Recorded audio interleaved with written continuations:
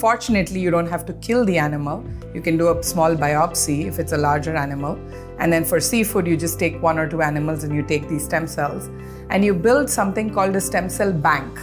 And it's literally a bank, like where you put money to store your money. You store all these trillions and billions of stem cells in small tubes in a frozen condition, which is sort of like your starter culture for sourdough or yogurt.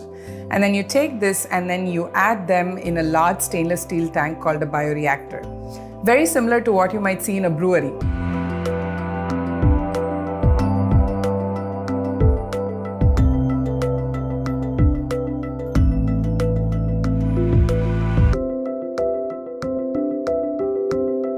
And in about 2 to 4 weeks, depending on which animal or which meat you're making, what you get is actually real meat or real seafood at the end of the day.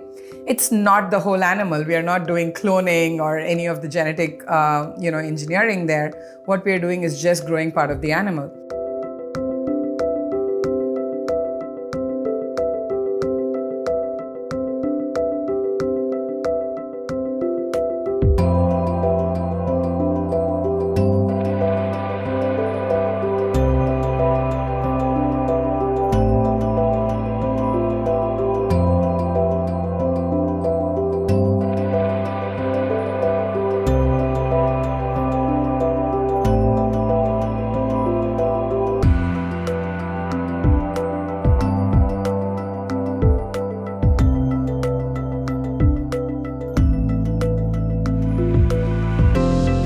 One of the things that unfortunately has happened in the last couple of decades is because there's intensive farming, there's factory farming of animals and sea animals for food production being done in very crowded, smaller places because of the increase in demand, there's been an extremely high increase in antibiotic use. It's easily available, it's cheap, it does the job. One of the key things that the cultivated industry or the complementary food industry can do is actually not even have this AMR anymore, because the reason is we are removing the animal from the equation.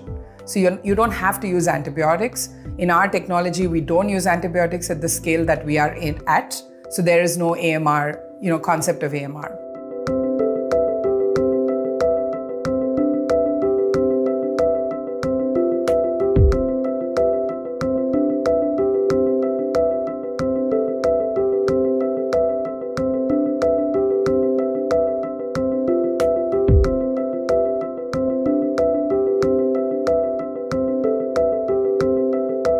We need a lot more governments to step in because this is food. This is not a good to have.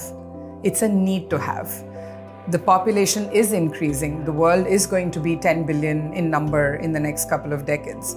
That means you just need more food. And here we are producing food in a different way to add on, complementary to the existing food systems. And we want more governments to be invested, involved in it, so that they help us scale up this technology. And it's not just left on the startups' shoulders to be able to do that.